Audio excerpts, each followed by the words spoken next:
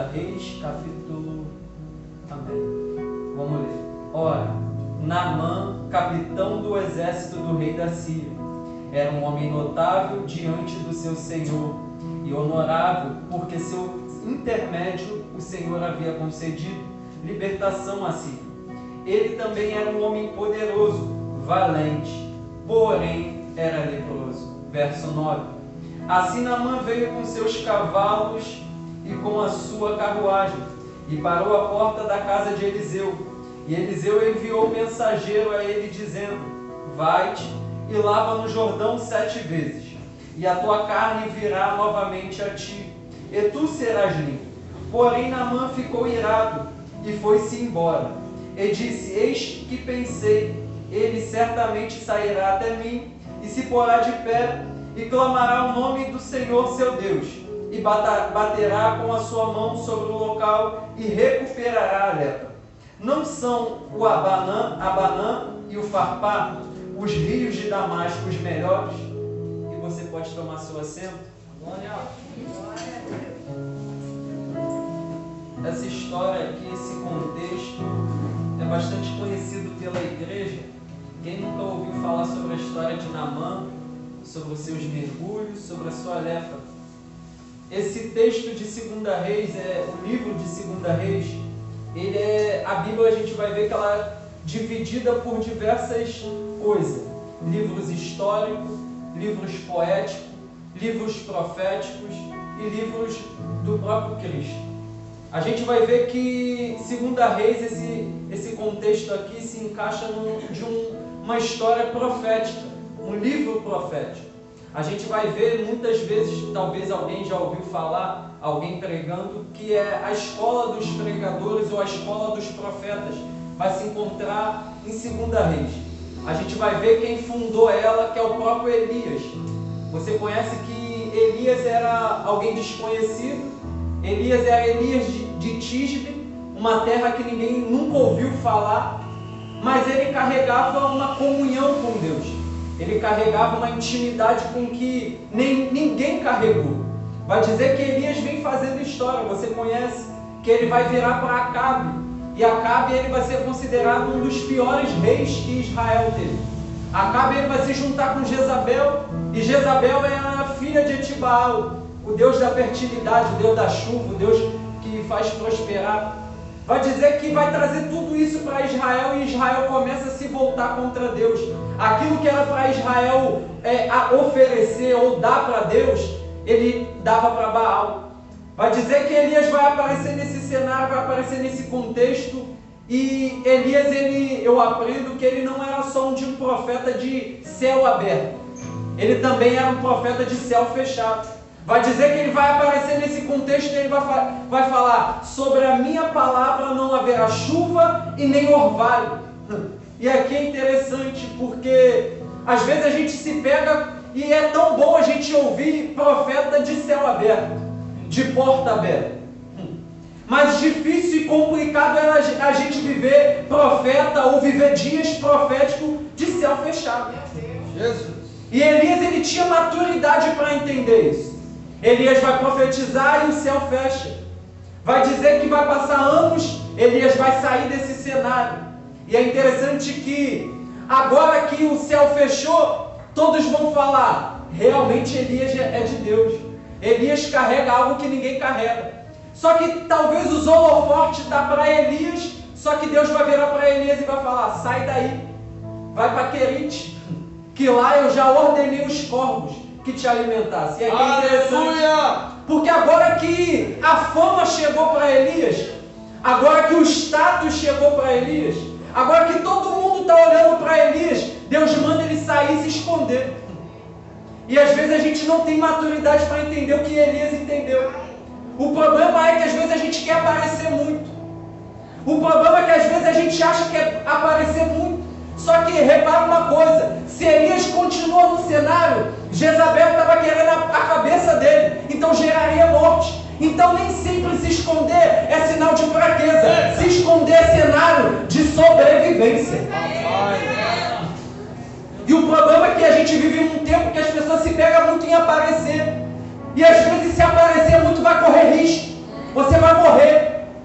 E a gente precisa ter a maturidade de entender que se esconder não é porque está morto, é porque está sobrevivendo. Oh, glória! E Elias entende isso. Você conhece a história. Elias vai ser o que vai fundar as escolas dos profetas. Vai dizer que vai vir um moço, vai suceder ele, Eliseu. Eliseu vai aprender tudo aquilo que Elias deixou. Você conhece a história que Elias vai ser levado pelo céu, vai ser arrebatado, vai ser tirado.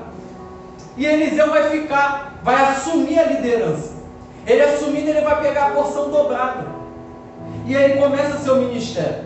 Só que agora onde a gente leu aqui, vai se tratar sobre a história de Naamã. Naamã era um dos capitães do exército do rei da Síria. A Síria, naquele tempo, era uma das maiores potências do exército. Era o Egito, a Síria, a Babilônia. Agora, Naamã, ele talvez quem olha fala, é poderoso, é líder, é valente, é todas essas qualidades. Só que onde a gente leu vai dizer o texto, porém, leproso.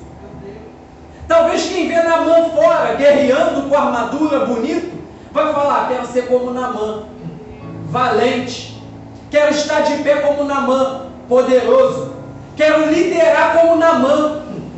Mas não é desconstruindo e ferindo o texto, mas é algo que Deus me fez pensar. Só que quando Naamã volta para dentro de casa, tira a armadura, tira status, ele vai olhar a realidade, ele tem lepra. E às vezes a gente se encontra da mesma coisa assim como Naamã. Lepra aqui não é no sentido que eu estou falando de pecado, não. Mas é no sentido que a gente vem para a igreja, a gente prega, a gente canta e as pessoas olham e falam, canta muito, quero ser assim. Prega muito, quero pregar assim. É muito usado, quero ser usado assim. Mas por detrás das cortinas, ninguém sabe as lepras, as feridas que carregamos. O problema é que as pessoas se apaixonam com a nossa vida no altar. Mas quando chega dentro de casa, naquele quarto, estamos feridos, estamos machucados, estamos desanimados. Eu estou pregando para a gente aqui que está em guerra. Eu estou pregando para a gente aqui que talvez está passando tribulação dentro de casa. A realidade não condiz com aquilo que você está fazendo. Naamã está liderando, mas por detrás disso ele tem lepra. E quem nunca viveu isso, gente? É como foi falado aqui, que só quem tem ministério ou chamada vai entender a minha fala. Às vezes a gente vai abraçar, mas é a gente que precisa ser abraçado. Às vezes a gente vai dar uma palavra, mas é a gente que precisa ouvir a palavra. Só que a gente precisa ter a maturidade de entender isso. Meu Deus! Ainda que esteja doendo, eu preciso servir. Naamã vai se encontrar nesse contexto. Aleluia! De lepra, leproso. Vai dizer que agora o exército da Síria vai para a guerra contra Israel. Chegando nessa batalha, naquela época tinha muitas guerras, por território, por fama, por status. Vai dizer que eles vencem Israel. E talvez você se pergunte, mas Israel é o povo de Deus. E como que é se dar vencido pela Síria?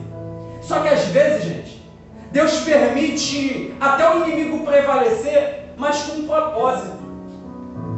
Não é porque tá perdendo, porque tá ferido ou tá machucado que tá do lado de lá e Deus não vê nada, não. Deus permite a perca, vai dizer o texto que eles vão levar uma criada, uma serva, para dentro da casa de Naamã. E Naamã precisava de alguém como essa criada dentro da casa. Então Deus permite Israel perder aqui, simplesmente para salvar uma casa aqui. E a gente precisa entender, e eu sempre falo isso, não é sobre a gente, é sobre o céu. E o problema desse tempo é que a gente está romantizando as coisas, está romantizando o evangelho. Ah, que Deus só vai te dar vitória, mas vai ter dia que a gente vai perder sim. Só que a gente precisa entender, a gente perde aqui, mas o céu ganha ali. Não é sobre eu ganhar, é sobre o céu ainda salvar. E o problema é que a gente quer ganhar sempre, mas não é ganhar, a gente ainda perde, mas é ele que está ganhando. Israel perde aqui uma criada, mas Deus salva a casa de Naamã aqui. E é isso que a gente precisa entender. E esse contexto é lindo, porque ninguém sabe o nome, Ninguém sabe o status dela, mas sabe que ela é serva. E a expressividade da palavra serva é de ter um dono. E quando tem-se um dono, ela não manda a si própria. Ela faz aquilo que o dono manda. E o problema é que a gente se considera como servo, mas a gente não faz aquilo que ele quer. A gente quer viver da maneira que a gente quer. A gente quer agir da maneira que a gente age. A gente quer ir para onde a gente quer. Eu entendo que ele permite o livre-arbítrio. Só que quem é crente, quem está com ele, não tem esse negócio de livre-arbítrio. É como Paulo. Não vivo mais eu, mas Cristo vive em mim. A expressão que Paulo está falando é de escravo. A palavra que Paulo está usando, eu sou escravo dele. Mas não no sentido que ele está sendo machucado, não. Mas é porque ele tem um dono. Aleluia! E aqui é interessante que ela está sendo cativa dentro da casa de Naamã. Cativeiro, como vem na nossa mente, é algo que a gente é ruim. Ninguém quer passar pelo cativeiro, ninguém quer estar no cativeiro. Só que é interessante que ela é serva. Então quer dizer que ela tem um dono. Ela está cativa, mas ela não está abandonada. E é isso que a igreja precisa entender. A igreja está passando luta, mas a igreja não está abandonada. A igreja pode passar cativeiro, mas a igreja ainda continua tendo dono. A igreja pode passar dificuldade, mas a igreja ainda continua tendo dono. Glória a Deus! E o problema é que a gente não entende. Eu lembro daquela fala da capítulo 4, 2 Reis mesmo. A mulher que perde o seu marido, perde os filhos e só tem um pouco de botija. Eliseu vai virar para ela e vai falar: me mostre o que tu tem dentro da casa. Ela vai falar: a tua criada não tem nada, simplesmente um pouco de azeite. E é interessante que ela fala que não tem nada. Só que reparou que no início ela falou: a tua criada. Essa expressão, essa fala é de alguém que tem um dono. Então talvez ela não tenha nada dentro de casa, mas ela continua tendo um dono. E é isso que a gente precisa entender. Ainda que perca amigo, mas a gente não está abandonado. Ainda que a gente perca namorado, mas ainda a gente tem um dono. Ainda que a gente faça luta, a gente ainda continua tendo um dono. E o problema é que às vezes a gente se pega nos contextos que a gente passa e a gente fala: será que Deus não vê? Papai. Será que Deus não está vendo o que está acontecendo comigo? Jeremias 33, verso 3. Clama a mim, responder-te-ei, anunciar-te-ei coisas grandes e firmes. Esse contexto que Deus fala para Jeremias, Jeremias está preso. Talvez Jeremias está orando, Jeremias está falando: Senhor, me tira daqui. Só que reparou que Deus fala: eu não vou te tirar, eu vou te responder. Meu Deus! E o problema é que às vezes a gente se pega no contexto e fala: me tira daqui, só que Deus não quer te tirar, Deus quer te responder. E se você sair do cenário, você perde a resposta. Então é melhor ficar cativo no cenário, mas obtendo resposta do que estar fora sem resposta nenhuma. Jesus! É Deus falando. Às vezes a gente se preocupa do contexto que a gente está vivendo, do cenário que a gente está vivendo, mas se preocupa que você ainda continua tendo um dono. Glória! Ela vai para a casa de Naamã, não tem nome, a única coisa que sabe é que ela é criada, que ela é serva, que a Bíblia explica. Vai dizer que talvez ela está arrumando, limpando a casa de Naamã. Talvez Naamã chega dentro de casa, eu conjecturando, tirando a armadura, e ela vê aquilo grudando. Vê a pele de Naamã meio estranha, vê Naamã doente. Só que é interessante, a coisa mais linda desse texto é isso.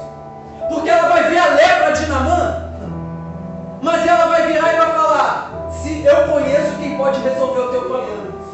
Reparou um detalhe? Ela não expõe Naamã, não, mas ela traz uma solução. E a gente precisa entender e aprender com essa serva que papel de servo não é expor lepra. Papel de servo ainda é tratar de lepra de alguém. Aleluia! E o problema é que às vezes a gente é tão bom em expor. É tão bom a gente acusar. Pegou, caiu, viu fulano? Mas a gente não trata, a gente não cuida. E não é tempo de expor ninguém. É tempo de tratar de vidas. Deus não me chamou para expor lepra de alguém. Deus me chamou para tratar de vidas de alguém. E o problema é que às vezes a gente vê louvores, a gente vê mensagens querendo expor, e não é para expor, é para tratar, não é para machucar, é para limpar, não é para sujar, é para cuidar. Aleluia! A essência ainda da igreja, do evangelho ainda é isso. Sabe a diferença do pecado e do sangue de Cristo? Que o pecado ele nos expõe, mas o sangue ele nos cobre. Glória! O sangue ainda da cruz ainda é o suficiente para mim. Aleluia! O sangue da cruz ainda me cobre. Mas aí você fala, mas às vezes eu erro, às vezes eu tropeço. Isso acontece. Agora a questão é se arrepender. Davi, Salmo 51, vocês conhecem. Vai dizer que ela vai falar para Naamã: eu conheço quem resolve o teu problema, um profeta chamado Eliseu. Naamã vai se interessar pela coisa. E é interessante que ela está num momento de aflição, ela não está mais dentro de casa, essa moça. A moça está longe da tua família, a moça está vivendo um cativeiro e ainda está sendo obrigada a servir e fazer o que talvez ela não quer. Só que ela continua dando palavra de ânimo para Naamã. E a gente precisa entender: o meu momento de dor não pode deixar de eu produzir alguma coisa daquilo que Deus me deu. E o problema é que às vezes a gente passa algumas dores e a gente esquece do propósito que estamos ali. Ela está ali não é porque Deus foi ruim com ela, ela está ali pelo propósito. E qual o propósito? Levar Naamã a Deus. E é isso que a gente precisa entender. A nossa dor não pode ser maior que o propósito que temos. As nossas aflições não podem ser maior daquilo que a gente precisa fazer. O céu te entregou algo, o céu te liberou algo, e o que você está fazendo com aquilo que Ele te deu? Ah, mas está doendo, está machucando. Não deixa a tua dor parar aquilo que você está fazendo. Glória a Deus, meu mestre. A gente precisa ser maduros para entender isso. A gente vai sim passar luta, a gente vai ter momentos de guerra, vai doer, vai machucar. Só que a gente precisa entender que o propósito não pode ser mudado ou parado pela minha dor. Meu Jesus. Está doendo? Faz. É o que ela estava vivendo. Está machucando, mas estou servindo.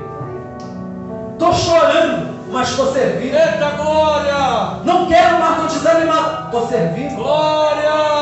Jesus. Neemias. Vai dizer que Neemias vai se apresentar ao rei, chorando, triste. Mas ele vai servir o rei. E o rei vai olhar e vai falar: mas Neemias, por que você está aflito? Por que você chora? Está doente? Mas Neemias vai falar pela cidade que ele quer reconstruir dos seus antepassados. Só que o que me chama mais atenção nesse texto é isso. Neemias está servindo ao rei, mas está chorando. E a gente precisa entender: não é porque estou servindo que isso vai me ausentar de passadores. Não é porque estou fazendo que isso vai me ausentar de passar tempestade. Não é porque eu estou fazendo que isso vai me passar de ausentar choros. Só que ainda que eu chore, eu devo servir. Ainda que machuque, eu devo continuar. Ainda que está doendo, eu continuo servindo. Deus está falando com alguém: não é tempo de parar, é tempo de servir. Não é tempo de retroceder, é tempo de avançar. Meu Deus, obrigado, Jesus. E o problema é que às vezes a gente se pega e fala: eu estou com Cristo e agora não passo mais nada. Pelo contrário, eu estou servindo, aí que vai vir o vento. Aí eu estou fazendo, aí que vai vir a guerra. Mas você não pode parar de servir. Aleluia. Aleluia. Você não pode parar de fazer. Obrigado. Foi falado aqui de Josué. Vai dizer que Josué está desanimado, frustrado. Seu servo agora, Moisés, agora morre. Seu líder, seu professor. Talvez eu pense como Josué: agora acabou. Eu não canto mais, eu não prego mais. É igual aquelas coisas que a gente fala: eu não vou mais para a igreja, eu vou ao meu último culto. E ele está se encontrando assim. Vai dizer que Deus vai virar para Josué e vai falar: esforça-te e tem bom ânimo. Mas espera aí, pela nossa lógica, o certo era o quê? Deus dá um ânimo para ele se esforçar. Só que Deus fala: se esforça-te, se levanta e tem bom ânimo. Por quê? Enquanto você está se esforçando, fazendo, eu vou tratando um ânimo em você. Enquanto você está servindo, chorando, eu vou te moldando. Enquanto você está fazendo para mim,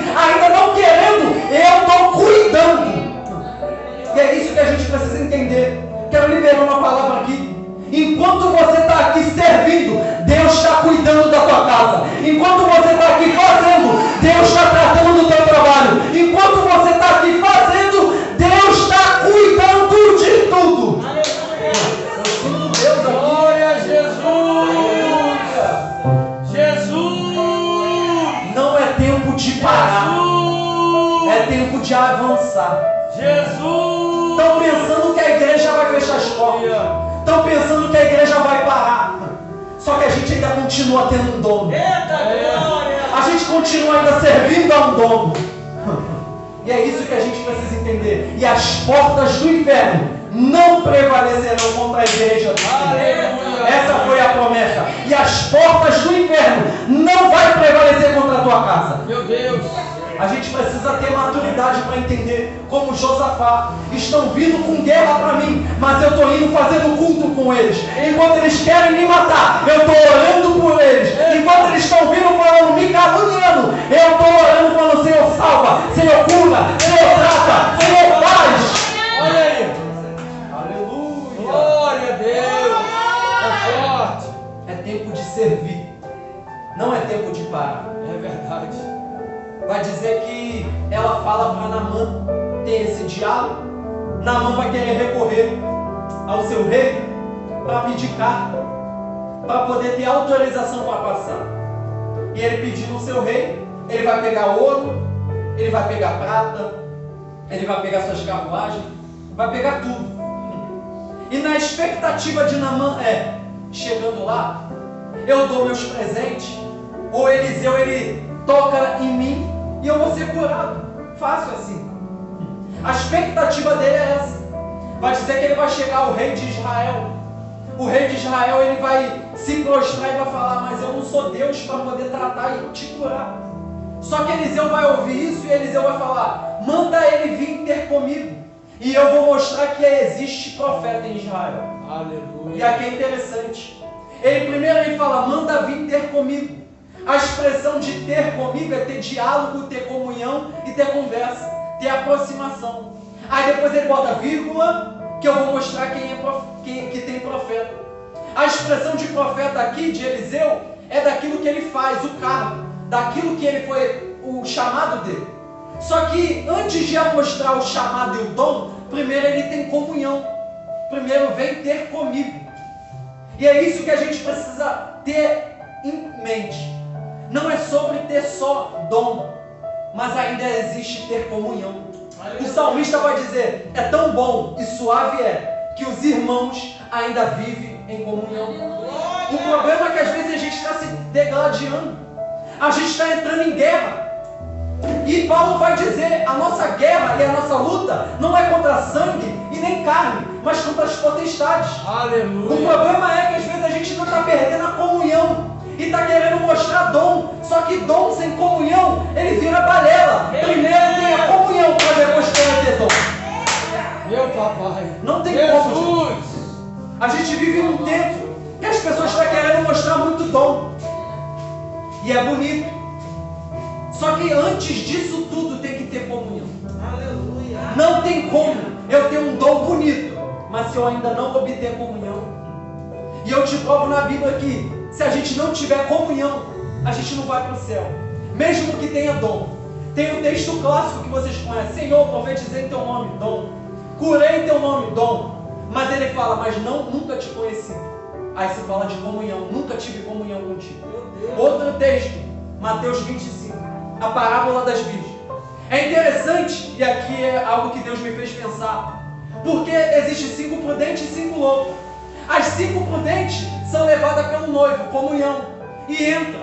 Só que as 5 loucas vão comprar azeite que não tinha. Só que elas comprando, elas perdem o noivo vindo buscar. Só que elas sabem o endereço, porque a Bíblia diz que elas chegam na casa e vai bater na porta. Só que o noivo vai sair e vai falar, apartai de mim, porque eu nunca vos conheci. Reparou? Elas sabem o endereço, mas não conseguem entrar. A questão não é saber o endereço. A questão ainda é ter comunhão com o noivo para poder entrar. Não adianta saber que eu vou para o céu, mas se eu não tiver comunhão com o noivo, eu não vou subir. É forte. E é isso que a igreja precisa ter em mente. Ainda eu preciso ter comunhão. Não é sobre dom, é sobre comunhão. Não é sobre cantar muito, é sobre orar muito. O problema, e eu já ouvi certas pessoas falando, mas eu oro para ter alguma coisa. Só que a oração não é para a gente ter alguma coisa. Enquanto a gente ora, é como se fosse um espelho. Quanto mais eu me aproximo da cruz, eu vejo os meus defeitos. Só que esses defeitos vêm sendo tratados e moldados, porque é pela graça. E a gente só obtém graça pela oração. Então a oração não é para eu ter alguma coisa. A oração ela me molda para eu ser alguma coisa. Não adianta eu querer ter se eu não sou. É melhor que eu seja para que eu não tenha. E o problema é que tem muita gente que tem. Só que não é. E ainda é orando, gente. Talvez você fale, mas vai falar oração. Oração às vezes é chato. Mas ainda é simples.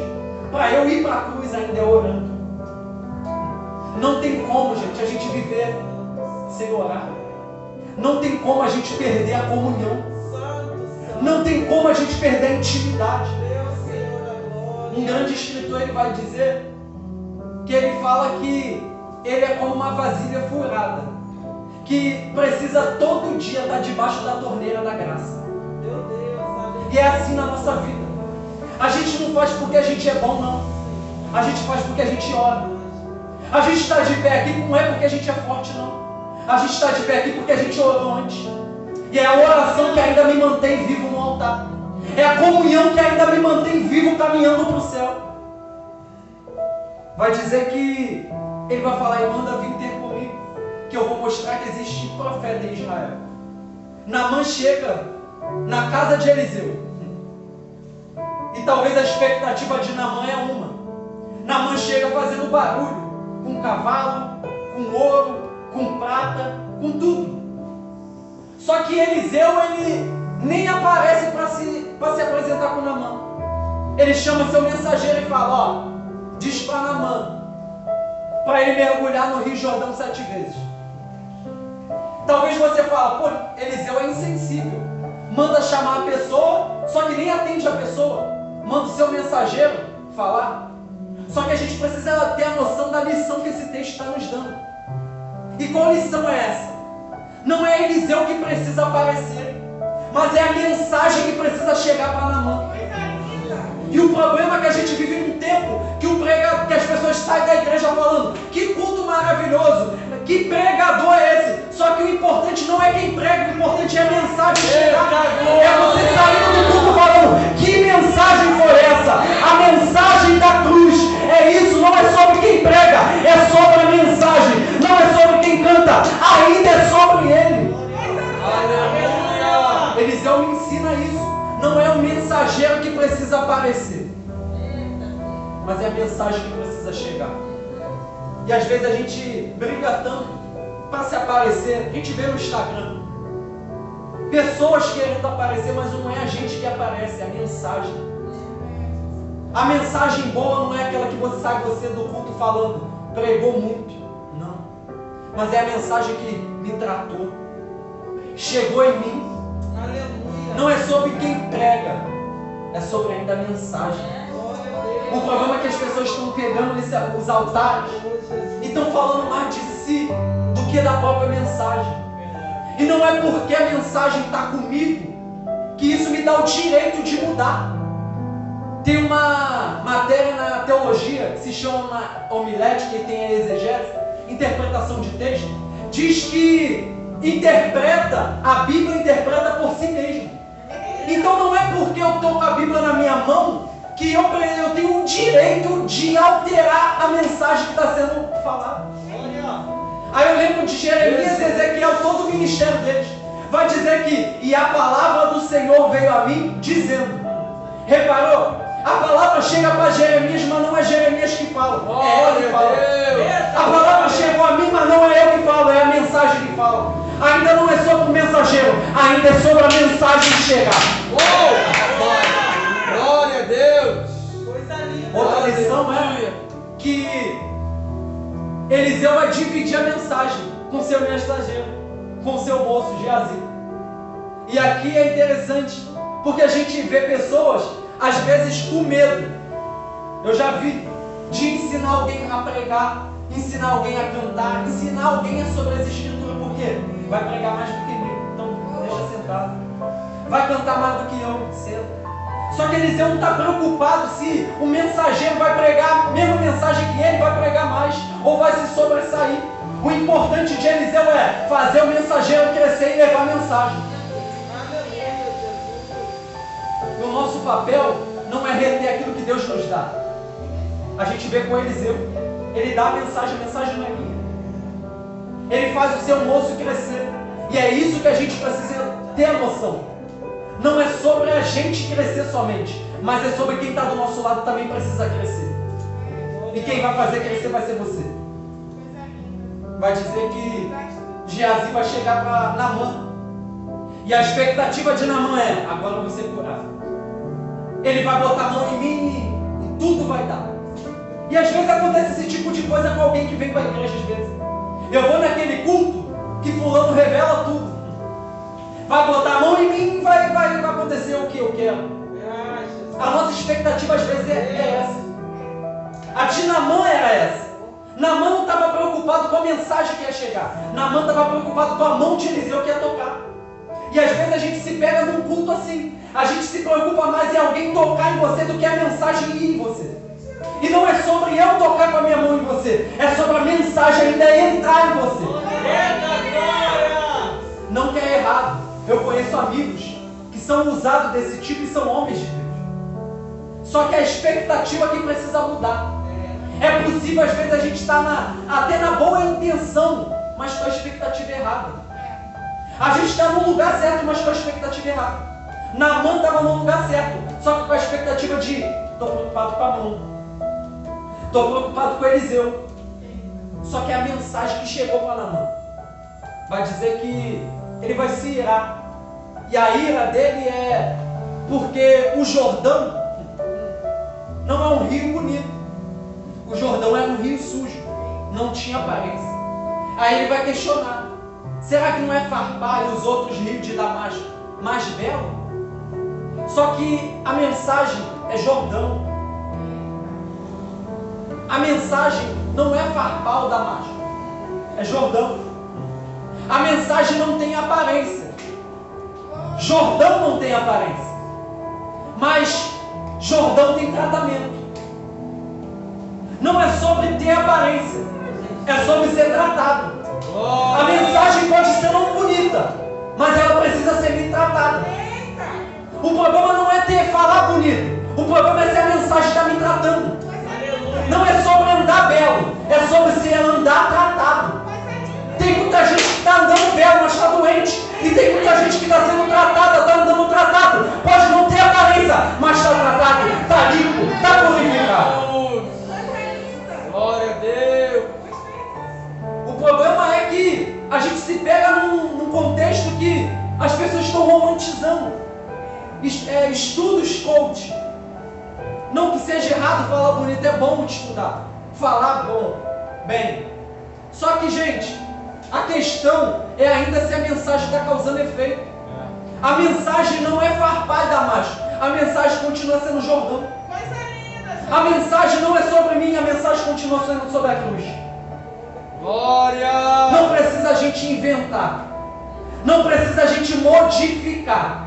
A mensagem é Jordão. Quer ser tratado? Jordão. Quer ser limpo? Jordão. Quer ser curado? Jordão. Quer ser liberto? Jordão. Quer que a tua casa seja salva? Jordão. A mensagem ainda é a mesma. Jordão. Eita glória! Tem uma graça de Deus aqui. Aleluia!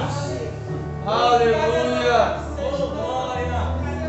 Só que aí talvez você se pergunta: só que se eu pregar Jordão, eu não vou ter fama. Se eu pregar Jordão, ninguém vai me seguir.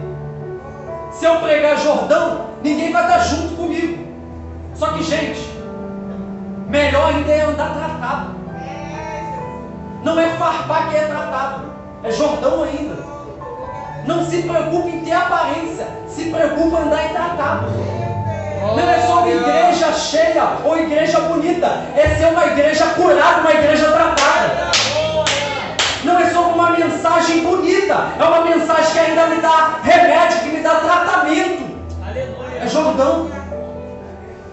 E ele questiona, porque ele era líder, ele era famoso. Como que eu vou mergulhar num rio sujo? E a gente precisa ter essa maturidade, porque às vezes a gente se pega num contexto como Naamã. Às vezes Deus nos leva um pouco, Deus nos exalta um pouco, Deus faz algumas coisas com a gente e a gente esquece de mergulhar todo dia no Jordão.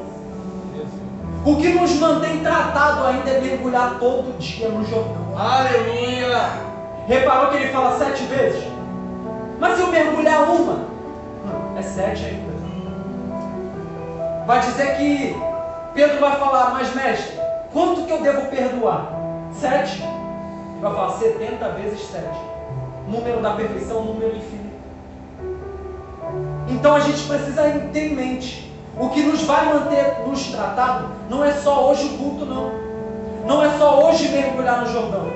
Mas acabou o culto aqui, é continuar dentro do Jordão. Aleluia! É mergulhar e permanecer no Jordão. Meu Deus! Vai dizer que ele vai questionar, porque eu sou líder. E às vezes acontece esse tipo de coisa com a gente. A gente vê Deus fazendo algumas coisas com a gente e a gente esquece do Jordão. A gente esquece de buscar dentro do Jordão. A gente esquece de orar no Jordão. Só que Deus sabe nos trazer de volta. A gente precisa ter em mente que o nosso papel não é fora do Jordão. Nosso papel é dentro do Jordão. Aleluia! Vai dizer que ele ouve isso. E quando se dá 7 vezes, é um prazo. Então depois que eu passo desse prazo, eu estou livre, eu estou curado. Então tem prazo de validade essa época. E eu quero liberar essa palavra profética para alguém. Essa guerra que você está enfrentando tem prazo de validade. Essa luta que você está enfrentando tem prazo de validade. Glória! Depois dessa luta vai ser tratado. Depois disso tudo vai ser limpo. Depois disso tudo vai ser salvo. Oh, meu Deus! Eu creio. A gente se pega muito no que a lepra está nos causando. Só que depois disso tudo. E outro detalhe, que o que foi levar Naamã para o Jordão foi a mensagem de Eliseu. Então ele está debaixo de obediência. Só que o sentido aqui é o quê? A mensagem de Eliseu que faz levar Naamã ao Jordão para ser tratado. Jesus, em certa feita, ele vai dizer uma expressão para a mulher e vai falar sobre a água, que ele é fonte de água viva. Então a nossa mensagem ainda precisa levar pessoas para a fonte, para ser tratado. Jordão. O que vai levar as pessoas ao Jordão é o tipo de mensagem que eu estou ministrando. O que vai levar as pessoas a ser tratadas no Jordão é o tipo de conduta que eu estou falando, eu estou dizendo. A nossa mensagem ainda não é levar até a gente. A nossa mensagem tem que levar as pessoas até Cristo para ser lavado. Paulo vai dizer em Colossenses: tudo foi feito por Ele, todas as coisas são para Ele. Então a gente precisa entender que eu estou pregando aqui não é para mim, eu estou pregando aqui é porque foi feito para Ele. A gente está cultuando aqui por Ele, a gente dá glória aqui por Ele, a gente está de pé aqui por Ele. A mensagem ainda tem que ser centralizada a Cristo. Cristo ainda é o centro do Evangelho. Cristo ainda é o centro da mensagem. O problema é que a gente está tirando Cristo do centro e colocando as demais coisas. Só que não tem como, gente, viver desse jeito. Ele ainda é o centro. Ainda é tudo por Ele. Vai dizer que Ele vai mergulhar, vai se banhar. Talvez Ele está mergulhando a primeira e nada aconteceu. Só que o segredo aqui é continuar se movimentando no ambiente que eu preciso estar. Não é porque eu cheguei no ambiente que eu vou estar parado. Não. É me movimentar com propósito. Ele se movimenta mergulhando porque é 7 vezes. Não é 5 nem 6. É 7. E é isso que a gente precisa entender. Às vezes a gente está até no ambiente certo. A gente até chegou no Jordão. Só que não é só chegar. Precisa se movimentar no Jordão. Glória a Deus! Só que reparou? Ele está mergulhando, está se movimentando ferido. Ele está se movimentando com lepra. E é isso que as pessoas não entendem. Como que canta a casa estando desse jeito? Como que prega estando desse jeito? Como se movimenta estando desse jeito? É que eles não entendem. A nossa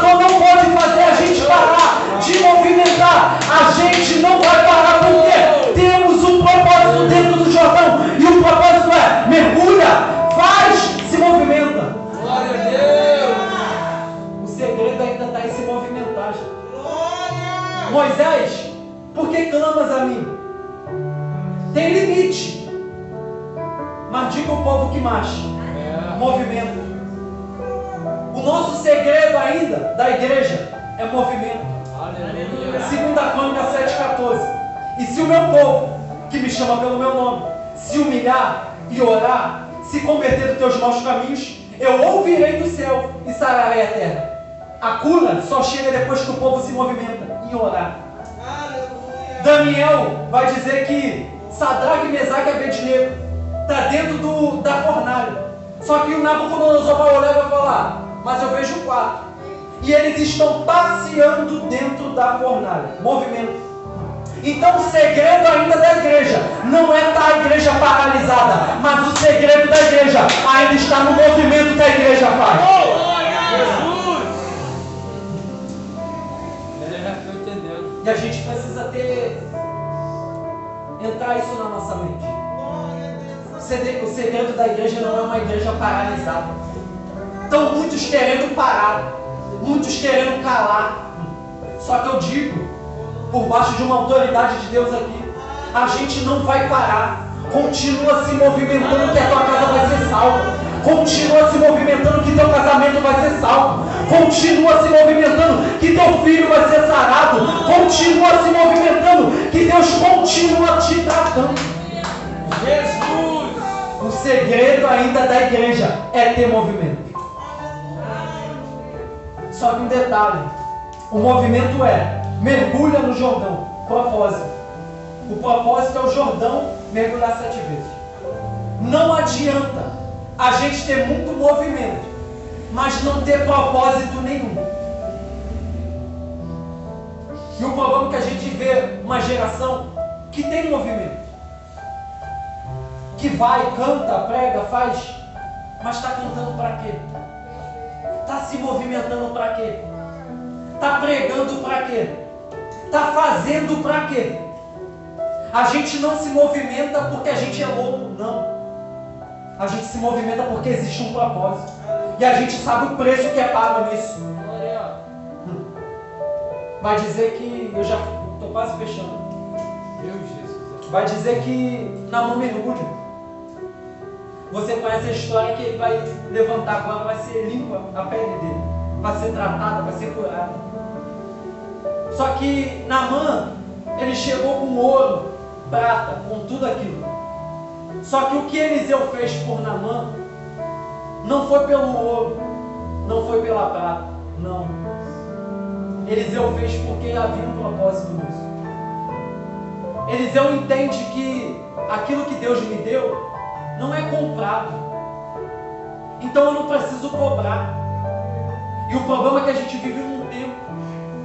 Pode vir cantar aqui, mas pode me dar uma oferta? Pode vir pregar aqui, mas pode me dar alguma coisa? Só que, gente, isso daqui precisa ser mudado. A gente não faz porque quer receber alguma coisa. A gente faz porque precisa fazer. Aleluia! Precisa servir. Eu não sirvo para ganhar, eu sirvo na verdade para perder. Porque a vida nossa não começou quando a gente saiu da barriga da nossa mãe. A nossa vida só começa quando a gente morre, quando a gente perde. Por quê? A gente volta para casa. Jesus. E a gente precisa entender: eu não faço para ganhar alguma coisa, eu faço porque precisa ser feito. E o problema é que a gente vive num tempo e as pessoas não entendem isso. Que as pessoas querem fazer para ter alguma coisa. Ou é para ter seguidor, para ter status, para ter fama. Só que Eliseu não quer nada disso. Eliseu nem sai de dentro de casa e Eliseu me ensina. Ainda que a oferta fora seja boa, eu preciso permanecer dentro de casa. Glória a Deus! Ainda que a oferta seja boa aos meus olhos, eu preciso continuar dentro de casa. Meu Deus, é forte! Em nenhum momento Eliseu sai de casa. Na mão da fora tem ouro, tem prata. Eliseu está dentro, tem comunhão. Eita Na mão da fora tem ouro, tem prata para te oferecer. Eliseu está falando: eu ainda tenho comunhão. Quando eu oro no meu quarto, eu ainda sinto aquele arrepio. Quando eu oro no meu quarto, Ele que me mantém vivo. Não é o ouro que me veste, é Ele que me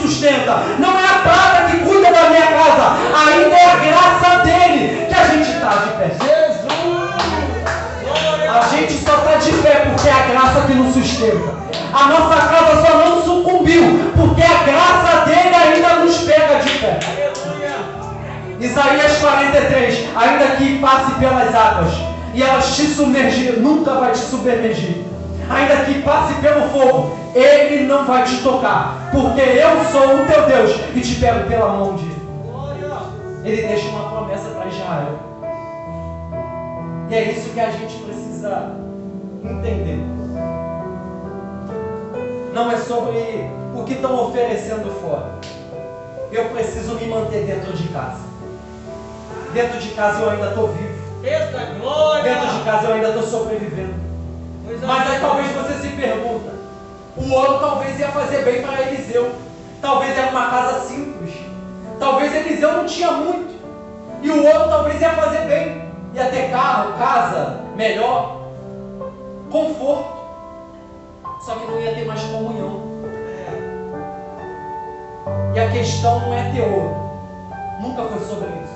A questão não é ter dinheiro, ter conforto, e não quer errar. Você deve sim buscar o melhor para dentro de casa. Só que o segredo ainda é ter comunhão. Não é sobre uma igreja acolchoada. É sobre uma igreja que ainda mantém comunhão. Não é sobre uma igreja, não tem ar-condicionado, mas ainda tem comunhão.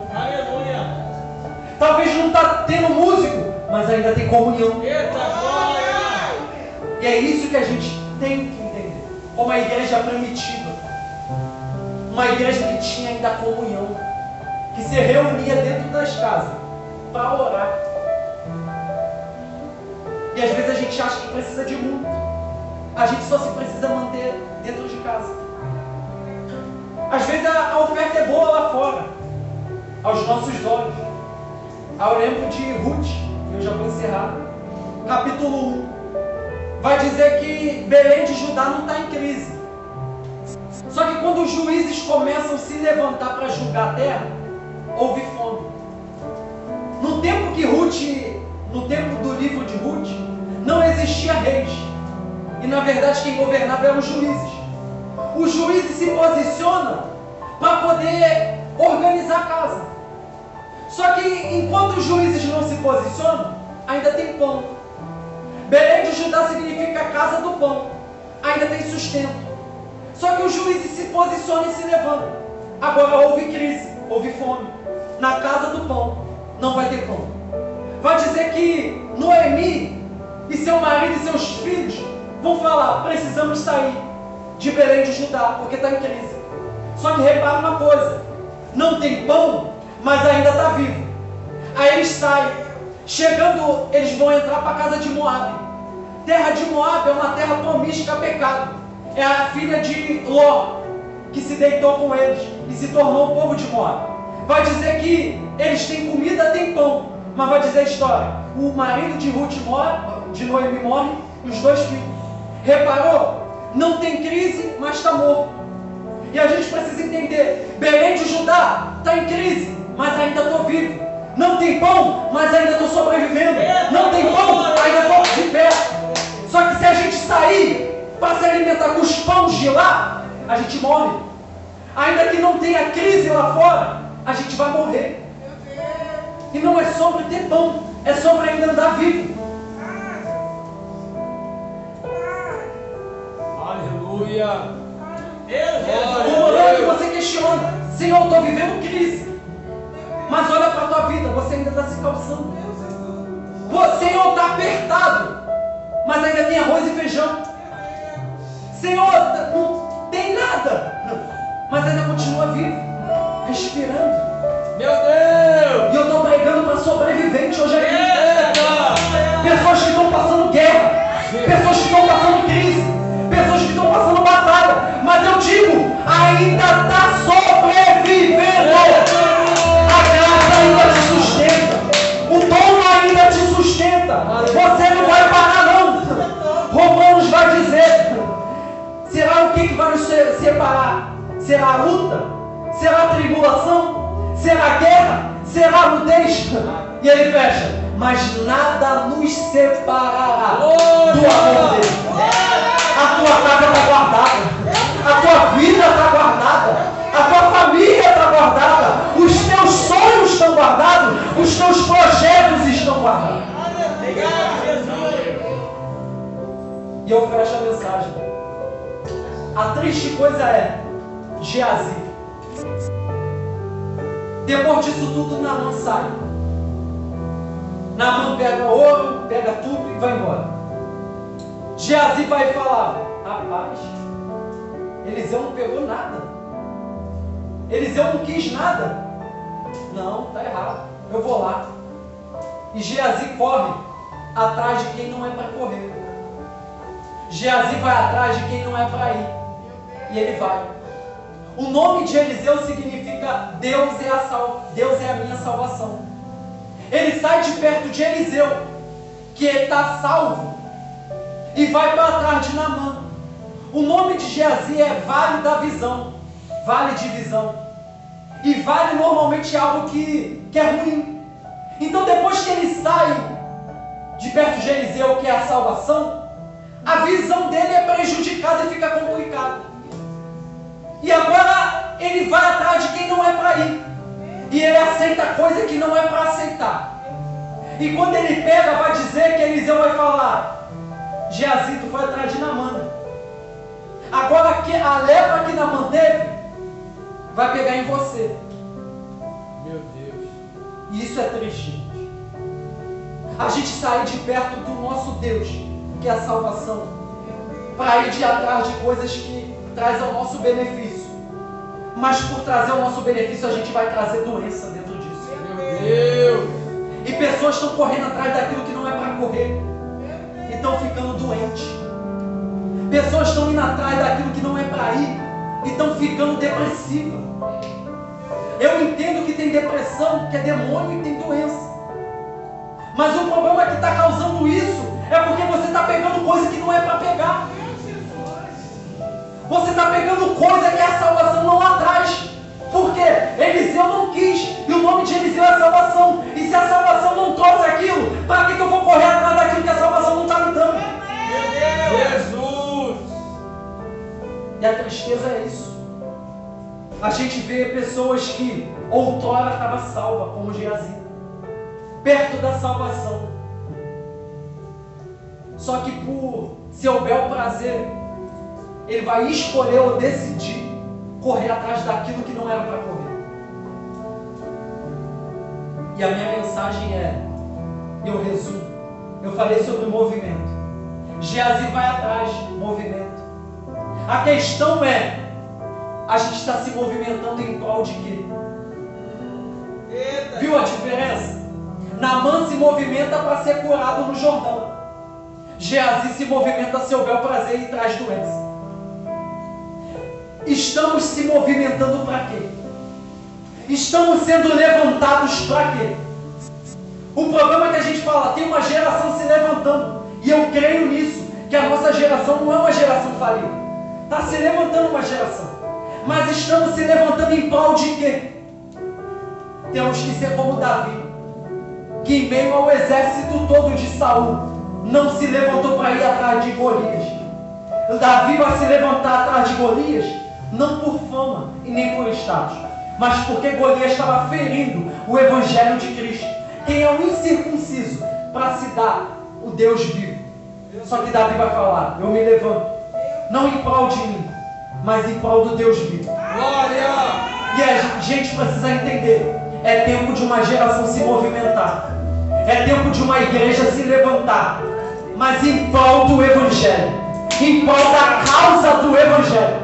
Paulo vai dizer, e é por isso que eu me levanto, por essa causa que é o evangelho. Hoje eu carrego marcas de Cristo, mas talvez você vai falar, mas eu não sei falar, eu não sei fazer. Mas Paulo vai dizer, tudo eu posso, porque é Cristo que me fortalece. Aleluia. Estamos sendo levantados com Ele, mas para fazer aquilo que Ele nos mandar. Estamos se movimentando em prol do evangelho. Peço para a igreja se colocar de pé.